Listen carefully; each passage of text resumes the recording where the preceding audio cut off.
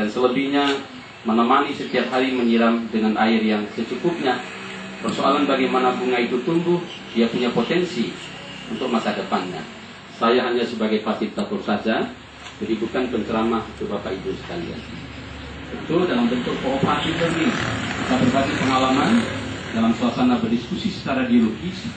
Dan sekali lagi, saya tidak mengajari Bapak dan Ibu sekalian, karena kita masing-masing punya potensi yang sangat luar biasa. Tentu potensi itu yang saya maksimalkan saja. Jelas?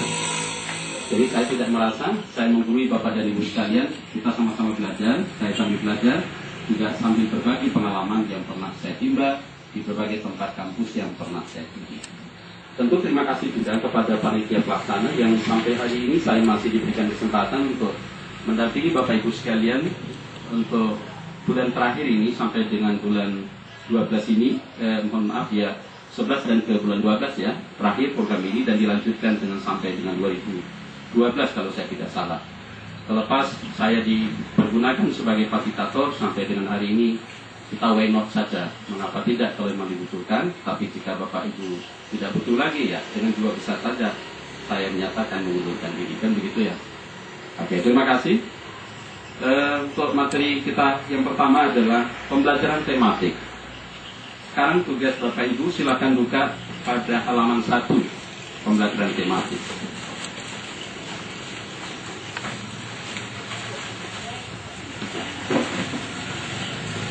Ada halaman 1 di bab 1 pendahuluan. Di sana ada tulisannya A, latar belakang pembelajaran tematik, ya kan? Latar belakang pembelajaran tematik. Ada Ibu Rahmawati AMA, silakan Bu baca di paragraf pertama saja. Pendidik yang berada pada sekolah dasar kelas 1, 2, dan 3 berada pada rentangan usia dini. Pada usia tersebut seluruh aspek perkembangan kecerdasan seperti IQ dan SQ tumbuh dan berkembang saat luar biasa. Pada umumnya tingkat pertumbuhan masih melihat segala sesuatu sebagai suatu keutuhan atau holistik, serta mampu memahami hubungan antara konsep secara sederhana. Proses pembelajaran masih bergantung kepada objek-objek konkret dan pengalaman yang dialami secara langsung. Oke, sudah cukup. Mari Bapak Ibu sekalian, kita lihat potensi anak kita yang kita sebut dengan kecerdasan IQ, ya, kecerdasan intelektual.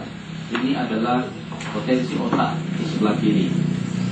Maka salah satu temuan yang sangat terbaru di dalam ranah pembelajaran kita yang ditemukan oleh seorang ahli psikologi.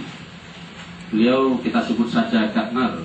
Ini pada tahun 2002, dan ada juga tokoh lain pada tahun 1999.